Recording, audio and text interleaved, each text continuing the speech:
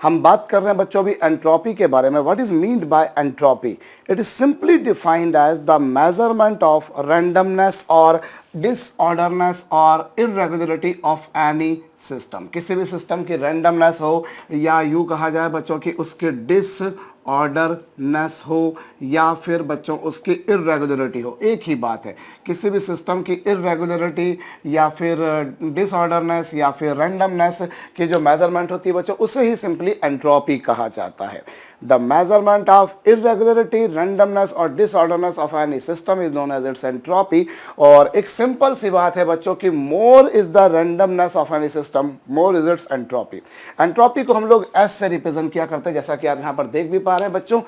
जितनी ज़्यादा इरेगुलरिटी होगी, जितनी ज़्यादा अव्यवस्था होगी, एंट्रोपी भी उतनी ज़्यादा होगी। अगर मान लीजिए मॉलिक्यूल्स बड़े सिस्टमैटिकली अरेंज्ड हैं तो एंट्रोपी कम है, लेकिन अगर मॉलिक्यूल्स रैंडमली अरेंज्ड हैं तो एंट्रोपी ज़्यादा होगी। बिल्कुल सिंपल सी बात। जैसे एग्जांपल के तौर पर बच्चों हम किसी सॉलिड के बारे में बात करें, if we talk about an solid, तो कोई भी सॉलिड होगा बच्चों, उसमें जो पार्टिकल्स होंगे they are very systematically arrange, बड़े व्यवस्थित होते हैं, बिल्कुल सिस्टमैटिक, एक दूसरे के बिल्कुल पास पास रहते हैं। उनमें जो इंटरमॉलिक्यूलर फोर्स होता है वो काफ़ी स्ट्रॉन्ग होता है, ये आप जानते हैं। So in solid particles are systematically arrange, इसलिए सॉलिड की जो एंट्रोपी होती है बच्चों वो काफ़ी कम होती है। और लिक्विड में पार्टिकल्स थोड़े दूर दूर होते हैं, उनमें सेपरेशन ज़्यादा होता है। और सेपरेशन ज़्यादा होने वाली बात नहीं है, मुद्दे की बात यह है कि particles are not that much systematically arranged which they are arranged in case of solid. Liquid में पार्टिकल्स थोड़े से बिखरे हुए रहते हैं, थोड़े से डिस्टर्ब होते हैं, थोड़े से रैंडमनेस होती है, इसीलिए बच्चों लिक्विड की एंट्रोपी ज़्यादा होगी। और गैस में तो माशाअल्लाह पार्टिकल्स के बीच का जो इंटरमॉलिक्यूलर फोर्स है बच्चों वो और भी कम होगा। Particles are more randomly arranged, they are more उनमें जो रैंडमनेस है बच्चों वो और ज़्यादा रहेगी। और यही कारण होता है कि सॉलिड की एंट्रोपी कम होती है, लिक्विड की एंट्रोपी ज़्यादा होती है और गैसेस में एंट्रोपी बच्चों और ज़्यादा होगी। In case of solid particles are very systematically arranged and liquid में थोड़े से रैंडमनेस, थोड़ी से बिखराव है बच्चों, और गैसेस में और भी ज़्यादा। इसीलिए आप कोई भी एग्जांपल लीजिए बच्चों, सॉलिड की एंट्रोपी कम होगी, लिक्विड की ज़्यादा और गैस की और ज़्यादा। जैसे आइस की एंट्रोपी हम बोलें तो आइस की एंट्रोपी ऑफ कोर्स बच्चों सबसे कम होगी, जबकि लिक्विड वाटर की एंट्रोपी ज़्यादा होगी और स्टीम की एंट्रोपी और ज़्यादा होगी। और एक जनरल सी बात मैं आपको बताऊं बच्चों, जब भी कभी किसी सब्सटेंस को हम लोग गर्म करेंगे, when we heat any substance, तो उसके पार्टिकल्स जो है बच्चों वो और ज़्यादा रैंडमली अरेंज हो जाते हैं। एक बात बिल्कुल अवश्यम भावी रूप से लेकर चलिए बच्चों कि किसी भी सब्सटेंस के बारे में बात करें, whether we talk about a solid और लिक्विड और gas, particles are not at rest. Particles rest में नहीं है बच्चों, पार्टिकल्स तो वाइब्रेट कर रहे हैं, they are vibrating about their mean position. Even in case of solid, if you talk, suppose I take a rod, let us take a rod maybe of iron, maybe of steel, something like any other material you can take. Now this is a rod. Now what is happening bachcho, this is of course constituted by some number of particles, but those particles are not at rest. Of course it is a solid, particles are very systematically arranged, but still they have some minor separation in between them, so those particles are not at rest. You will find that these particles are simply vibrating about their mean position. Particle जो बच्चों अपने मध्य स्थिति के सापेक्ष दोलन करते रहते हैं, कंपन करते रहते हैं, वो स्थिर अवस्था में नहीं रहते, इधर इधर इधर इधर इधर इधर इधर इधर इधर इधर इधर इधर इस तरीके से बच्चे पार्टिकल्स जो होते हैं वो वाइब्रेट करते रहते हैं। अब when you enhance the temperature तो उनकी वाइब्रेशन की जो एक्सटेंट है वो बच्चों और बढ़ जाएगी।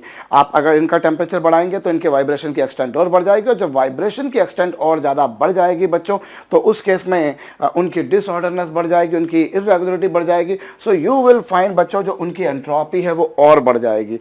So it is a simple conclusion बच्चों कि whenever we enhance the temperature, their vibration extent, their oscillation extent is increase further more, and it is why their entropy is also increase further more. इसीलिए बच्चों हम जब भी कभी किसी वस्तु का तापक्रम बढ़ाते हैं उसकी एंट्रोपी लगातार बढ़ती है। फॉर एग्जाम्पल मैं एक एग्जाम्पल लेता हूँ बच्चों, चलिए आइस वाला ही हम लोग उदाहरण लेते हैं।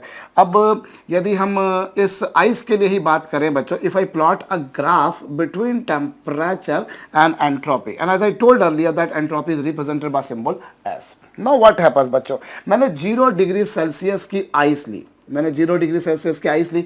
अब जब आप इस 0 डिग्री सेल्सियस की आइस को बच्चों पानी में तब्दील करते हो, when you convert this into water, धीरे धीरे क्या होता है, you are giving some heat to ice. आप आइस को थोड़ी थोड़ी थोड़ी थोड़ी करके हीट देते जा रहे हैं, और जब आप उसे हीट देंगे तो थोड़ा आइस पानी में बदला, फिर थोड़ी और आइस पानी में बदली, फिर थोड़ी और आइस पानी में बदली, और इस तरीके से क्या होगा बच्चों, धीरे धीरे उससे पानी बनता जाएगा।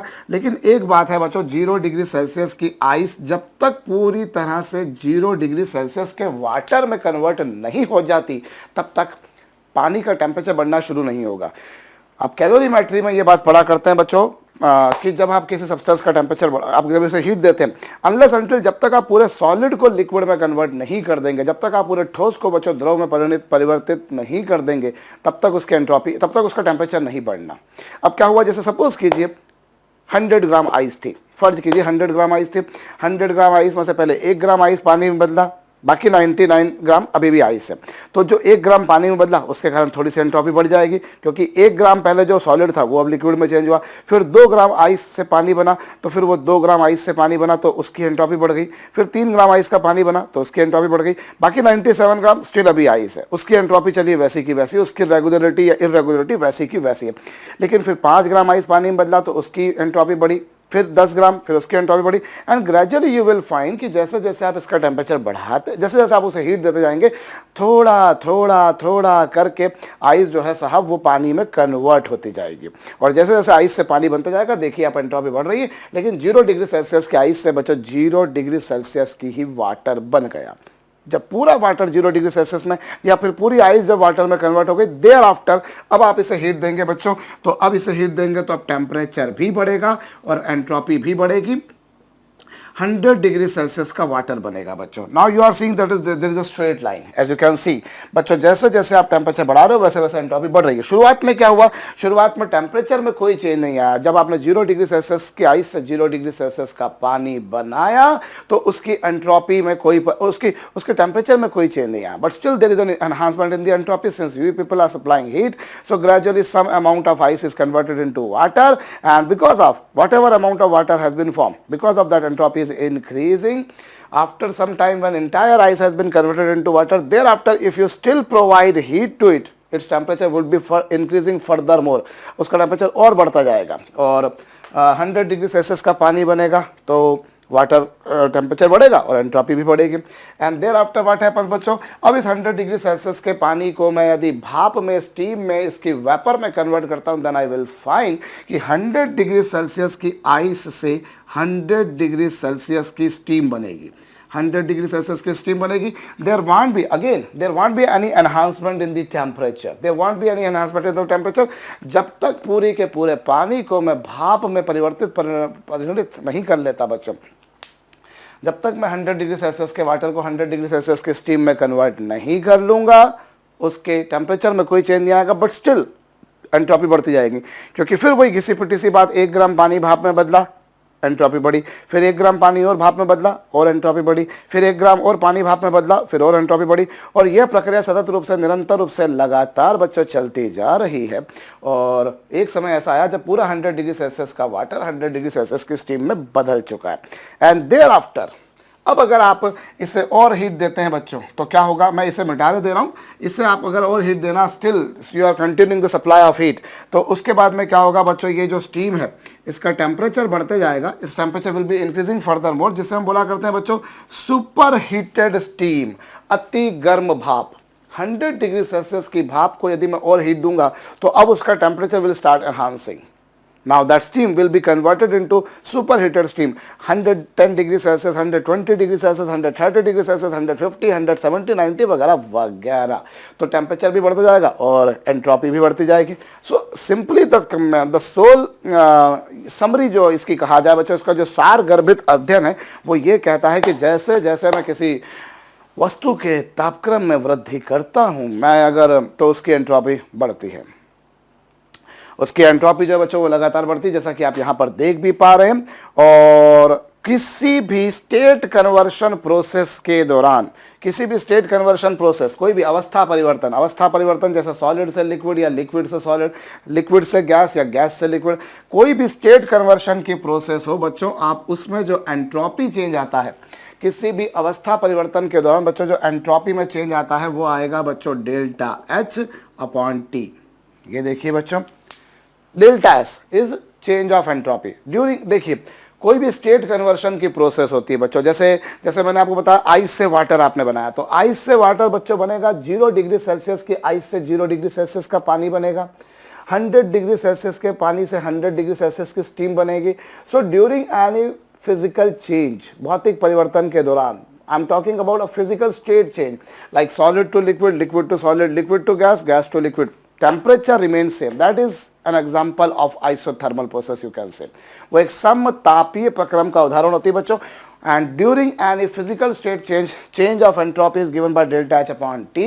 Hair delta S is representing बच्चों change of entropy, change of entropy, entropy में परिवर्तन है बच्चों, और T is the temperature of transition, जिस टेम्परेचर पे ये ट्रांजिशन हो रहा है बच्चों, जिस टेम्परेचर पे ये भौतिक अवस्था का परिवर्तन हो रहा है, this T is that temperature. और बच्चों डेल्टा H जो है that is nothing but change of enthalpy, change of enthalpy है बच्चों। ये लीजिए भाई, जो भी आपने फिजिकल चेंज किया होगा, सॉलिड से लिक्विड, लिक्विड से गैस, आप लोगों ने enthalpy of fusion, enthalpy of vaporization वगैरह के बारे में बात करी है।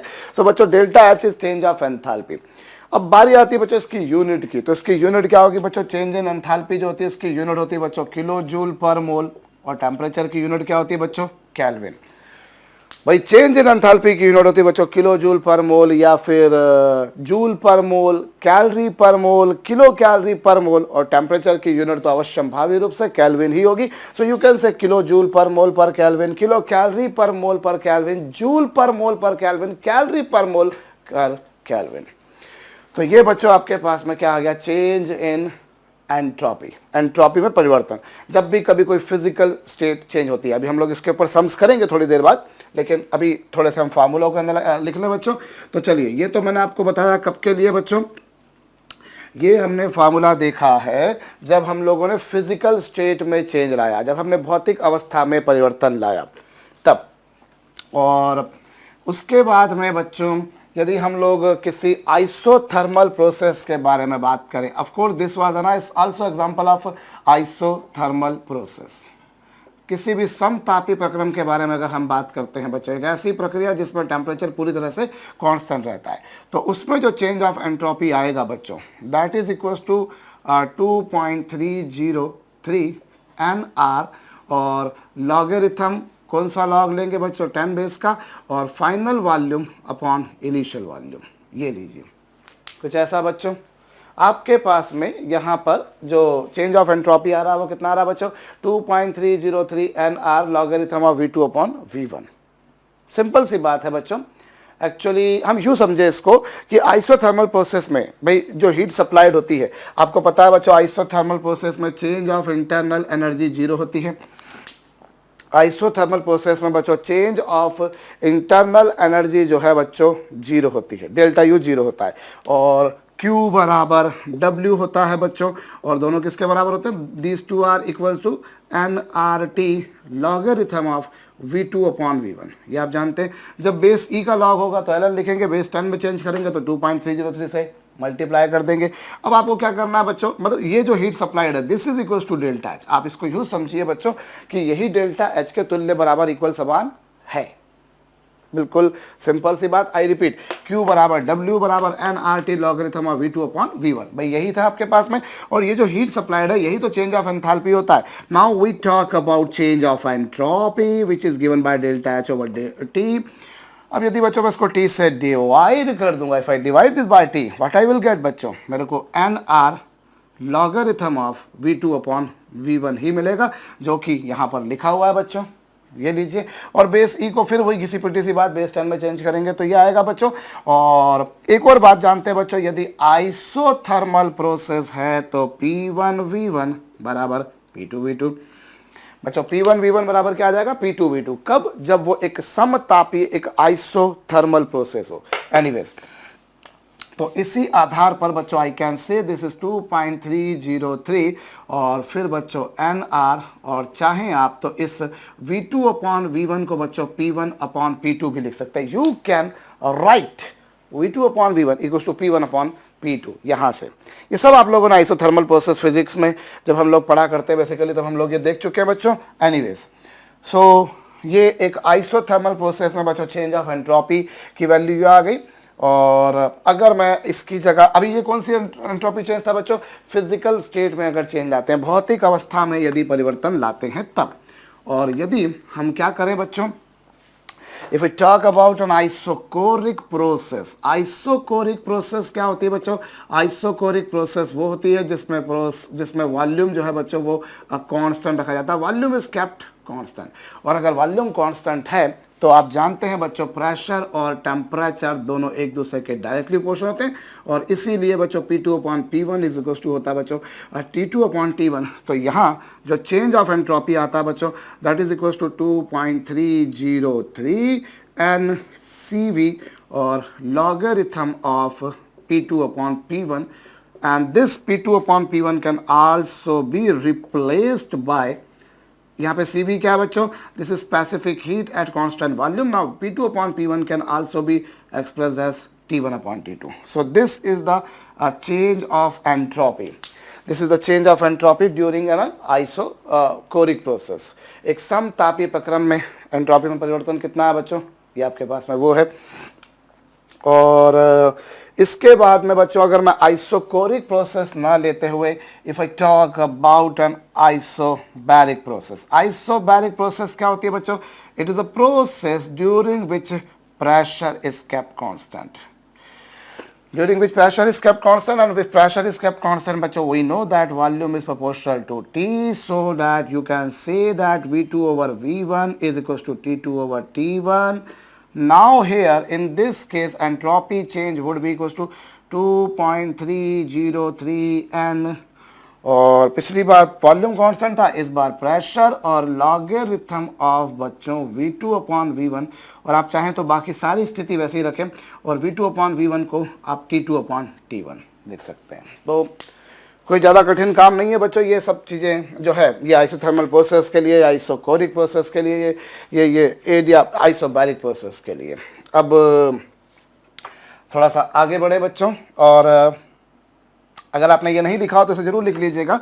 अभी हम लोगों ने बच्चों अलग अलग डिफरेंट प्रोसेस के बारे में बात करी। इसी तरीके से बच्चों यदि हम लोग बात करें कभी कुछ मिक्सिंग ऑफ आइडियल गैसेस के बारे में बात करें हम लोग, जब हम कुछ गैसेस को मिलाते हैं, when we mix some gas, mixing of ideal gases.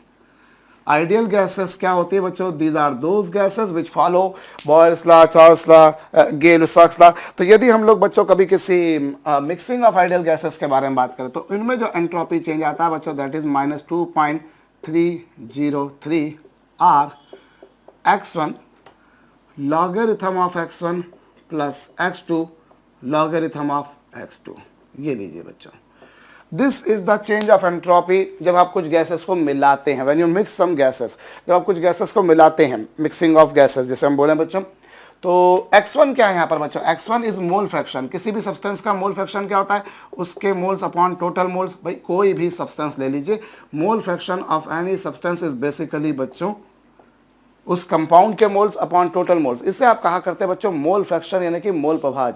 तो अगर हम लोग बच्चों कोई भी गैसेस को मिलाते हैं, किसी भी केस में अगर हमने बच्चों कुछ गैसेस को मिला दिया तो मिक्सिंग ऑफ आइडियल गैसेस, आप लोग मिक्सचर का CV निकालना जानते हैं, मिक्सचर का CP निकालना जानते हैं। मिक्सचर को अगर बनाएंगे बच्चों तो उस केस में आपके पास में जो जिसको कहा जाए साहब क्या कहा जाए, एंट्रोपी में परिवर्तन कितना आएगा, तो वो ये बच्चों इनके हम लोग सम्स देखेंगे। जनरली तो बच्चों वो जो फिजिकल स्टेट में जो चेंज आता है उस पर क्वेश्चन ज़्यादा बना करते हैं, या फिर आइसोथर्मल प्रोसेस पर ज़्यादा बना करते हैं बच्चों। तो ये छोटी छोटी सी बातें मेरे ख्याल से आपको समझ में आई होंगी, कोई ज़्यादा कठिन काम नहीं है, बट बस ये फार्मूलों को याद रखना बच्चों। CV specific heat at constant volume, CP जो है बच्चों that is specific heat at constant pressure. तो किसी भी फिजिकल प्रोसेस या फिजिकल चेंज के दौरान एंट्रोपी में परिवर्तन कैसे निकाला जाता है बच्चों, ये आपको समझ में आ चुका होगा। अब एक काम करते हैं बच्चों, हम लोग हमने जो आइसोकोरिक प्रोसेस या आइसोबैरिक प्रोसेस पर जो फार्मूला लिखे मैं आपको बताता हूँ वो कैसे आए। देखिए अगर हमने मान लीजिए एंट्रोपी में परिवर्तन बच्चों, हम सिंपल सी बात है, हम हीट के बारे में ही चलिए बात करें अगर, तो या चलिए डेल्टा Q, आपको पता है बच्चों किसी भी आइसोकोरिक प्रोसेस में क्या होता है, NCV डेल्टा T होता है। कुछ यही होता है बच्चों। एंट्रोपी में जो अगर हम कांस्टेंट वॉल्यूम पर जब हीट सप्लाई कर रहे हैं, तो कांस्टेंट वॉल्यूम पर जब हीट सप्लाई कर रहे हैं तो वो कुछ ऐसी आएगी बच्चों। अब वो तो कुछ ऐसी आएगी। अब अगर मान लीजिए छोटी सी हीट सप्लाई करते हैं DQ, तो वो होगी बच्चों NCV/dt। भाई आप अगर वॉल्यूम को कांस्टेंट रख के हीट सप्लाई करते हो तो उसका एक्सप्रेशन आपके पास में ये है। अगर मैं छोटा सा टेम्परेचर में चेंज लाता हूँ तो छोटी सी हीट आएगी बच्चों, वो ये आएगी। और यहाँ पर जो हीट आई है बच्चों, इसे DH भी लिखा जा सकता है, DH लिखा जा सकता है। भाई हीट को आप Q से रिप्रेजेंट करते हैं जनरली फिजिक्स में, यहाँ पर आप H से रिप्रेजेंट कर रहे हैं, ये एक बात हो गई। अब चेंज ऑफ एंट्रोपी जो आएगा बच्चों, that is given bye DH/T, यही कुछ आएगा DH/T। और चलिए चलिए चलिए चलिए, इसको हम अब इसको क्या लिख सकते हैं बच्चों, NCV/DT/T। ये फार्मूला कहाँ से आया, जस्ट मैं वो बताना चाह रहा हूँ आपको बच्चों, कोई बड़ा काम नहीं है। सो ये आपके पास में चेंज ऑफ एंट्रोपी आ गया। तो टोटल चेंज ऑफ एंट्रोपी क्या होगा बच्चों, ऐसे छोटे छोटे चेंजेस का सम, जितने भी हैं इन सबके छोटे छोटे चेंजेस का सम कर देंगे बच्चों, तो वो टोटल चेंज आएगा। तो ये लीजिए बच्चों, ये NCV/DT/T, और इनिशियली टेम्परेचर सपोज कीजिए T1 था, बाद में टेम्परेचर T2 हो गया, तो ये NCV हो गया। और DT/T क्या होगा बच्चों, logarithm of T, limit T1 से T2 तक जाएगी। और ये बच्चों NCV N logarithm of T2 minus logarithm of T1, और ये पूरा ऐसा आ जाएगा बच्चों NCV ये लीजिए बच्चों, और लॉगरिथम ऑफ T2/T1।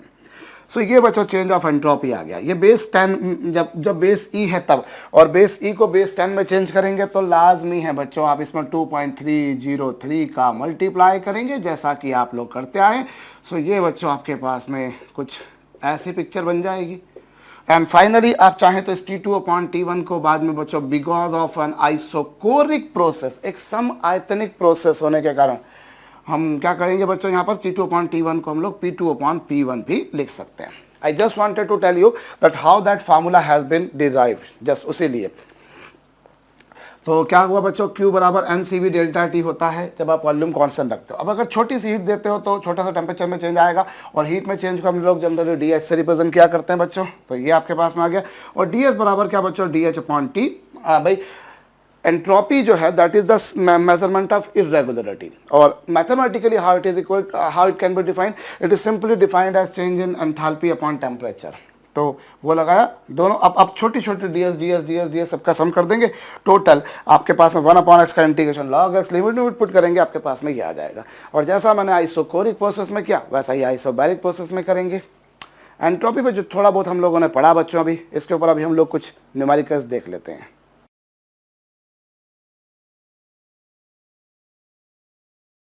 जब लिक्विड वाटर को बच्चों स्टीम में कन्वर्ट किया जाता है तो उस रिएक्शन का, उस ट्रांजिशन का जो डेल्टा H है वो आपको दे रखा है इतना, टेम्परेचर 373 केल्विन। ऑब्वियसली हम लोग जानते हैं बच्चों, वेपराइजेशन जो हो रहा है या वाटर से आप जो स्टीम बना रहे हैं बेसिकली, वो 100 डिग्री सेल्सियस पे यानी कि 373 केल्विन पर होगी। तो इस रिएक्शन का आपसे बच्चों डेल्टा S पूछा है, यानी कि एंट्रोपी में चेंज पूछा है। तो एंट्रोपी में चेंज हम कैसे निकाल सकते हैं बच्चों, बड़े सिंपल सी क्वेश्चन है बच्चों, डेल्टा S बराबर delta H/T। T is the temperature at which this reaction is taking place. अब ये 40.8 है साहब, और ये किलो जूल्स में। एक काम करते हैं बच्चों, इसको 1000 से हम मल्टीप्लाई कर देते हैं। 1000 से मल्टीप्लाई कर देने पर ये किलो जूल की जगह जूल्स में हो जाएगा।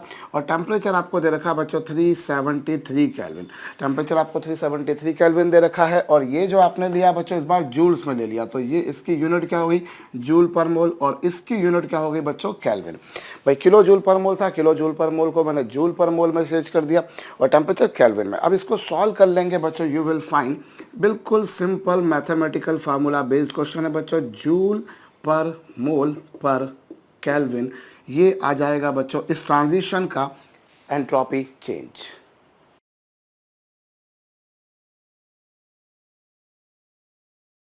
जब आप आइस वाटर ट्रांजिशन करते हैं तो डेल्टा H जो आता है बच्चों वो आ रहा है 6.025 किलो जूल पर मोल। अर्थात कहने का मतलब ये हो गया बच्चों कि एक मोल आइस मतलब क्या बच्चों, उसका मोलर मास कितना होगा 18 ग्राम। भाई वाटर ही का सॉलिड फॉर्म जो होता है बच्चों वो होती है आइस, और मॉलिक्यूलर फार्मूला तो नेचुरली वही होगा H2O, और H2O मतलब 18 ग्राम। तो 18 ग्राम आइस को जब आप वाटर में कन्वर्ट कर रहे हैं, when you are converting 18 gram ice into water, भाई ये पर मोल दे रखी है आपको, ध्यान दीजिए, मतलब एक मोल के लिए मतलब 18 ग्राम के लिए, तो 18 ग्राम आइस को वाटर में कन्वर्ट करने के लिए you require this much amount of heat. तो 1 ग्राम आइस को वाटर में कन्वर्ट करने के लिए how much heat would be required. 1 ग्राम को कन्वर्ट करने के लिए नेचुरल सी बात है बच्चों, आई विल डू कि डेल्टा एच जो आएगा वो कितना आ जाएगा, दैट वुड बी 6.025 ओवर 18, इतना आ जाएगा बच्चों डेल्टा एच 1 ग्राम के लिए। 1 ग्राम के लिए आ गया। अब आपको इसके लिए डेल्टा एस पूछा है, तो डेल्टा एस कितना होगा बच्चों, डेल्टा एस जो होगा दैट इज 6.025 ओवर 18, और टेम्परेचर कितना बच्चों 273 केल्विन। Temperature 273 kelvin. भाई आइस का जो फ्यूजन होता है वो वैसे भी हमको पता है बच्चों 0 डिग्री सेल्सियस पर, 0 डिग्री सेल्सियस यानी 273 केल्विन पर होता है, ये आपको मालूम होना चाहिए वैसे भी। तो इसको सॉल्व करने पर बच्चों ये आ रहा है कितना 1.226, और इसकी यूनिट एज सच बच्चों जूल पर मोल पर केजी पर ग्राम, जूल पर केल्विन पर मोल होती है, लेकिन यहाँ पर जूल पर ग्राम और पर केल्विन होगी, क्योंकि इस बार आपने 1 ग्राम के लिए निकाली है। अगर हम लोग 1 मोल के लिए निकालते हो तो हम बोलते हैं जूल पर मोल पर केल्विन, पर चूंकि आपने पर ग्राम के लिए निकाली इसीलिए क्या जूल पर ग्राम पर केल्विन हो जाएगी। आप सिंपली कैलकुलेशन करके देख लीजिएगा बच्चों, हो सकता है मेरा आंसर गलत भी हो।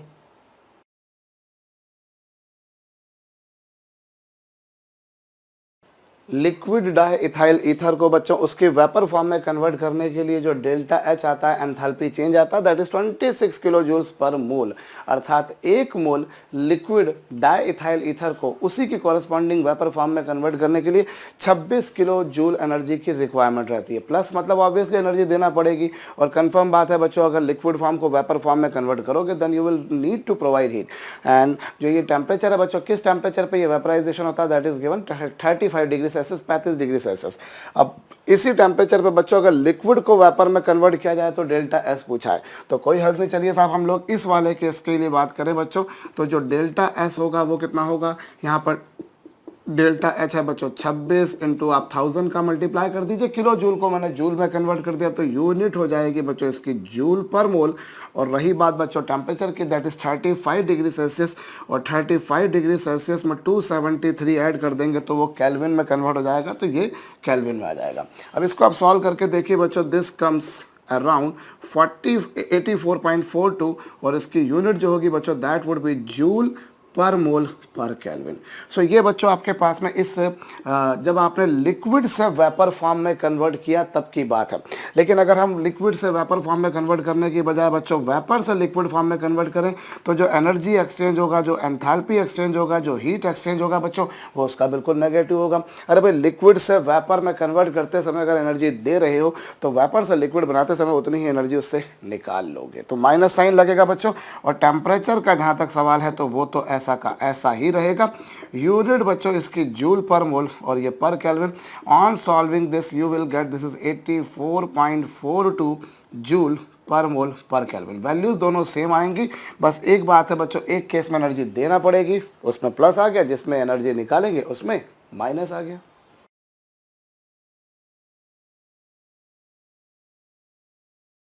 1 मोल नाइट्रोजन गैस को आइसोथर्मली रिवर्सिबली 1 लीटर से 10 लीटर तक टेम्परेचर 27 डिग्री सेल्सियस पर बच्चों एक्सपांड किया जाता है। हमसे पूछा है entropy change, and since it is an isothermal process बच्चों इसीलिए हम लोग बोल सकते हैं एंट्रोपी चेंज जो होगा बच्चों that would be 2.303 NR logarithm. हम यहाँ पर जो लॉग ले रहे हैं बच्चों वो कौन सा ले रहे हैं, बेस 10 वाला, और वॉल्यूम फाइनल, और अपॉन में कौन सा बच्चों, इनिशियल वॉल्यूम। भाई एंट्रोपी चेंज आइसोथर्मल प्रोसेस होने के कारण डायरेक्टली ये लिखी जा सकती है बच्चों। सो इट इज़ 2.303, और नंबर ऑफ मोल्स कितने हैं बच्चों 1। आर की वैल्यू जूल्स में कितनी 8.314। और रही बात फाइनल वॉल्यूम की बच्चों, तो as you can see final volume is 10 litre, initial volume is 1 litre. और 10:1 मेरे ख्याल से 10 होता है, आपके हिसाब से भी यही होता होगा। जाएगा। और लॉग 10 की वैल्यू बच्चों शायद आपको पता हो, नहीं पता हो तो बहुत गंदी बात है भैया। गंदी बात पर आप डांस जरूर कर सकते हैं पर गंदी बात से आप न्यूमेरिकल नहीं कर पाएंगे। log 10 की वैल्यू जो होगी बच्चों वो 1 होगी। आप इसको सॉल्व करके देख लीजिए, log 10 की वैल्यू 1 होगी बशर्ते बेस भी 10 हो। तो इसकी वैल्यू जो आ रही है बच्चों दिस इज 19.14 और यूनिट इसकी क्या होगी बच्चों, जूल पर मोल। आपने 1 मोल के लिए निकाली है बच्चों, पर मोल पर केल्विन।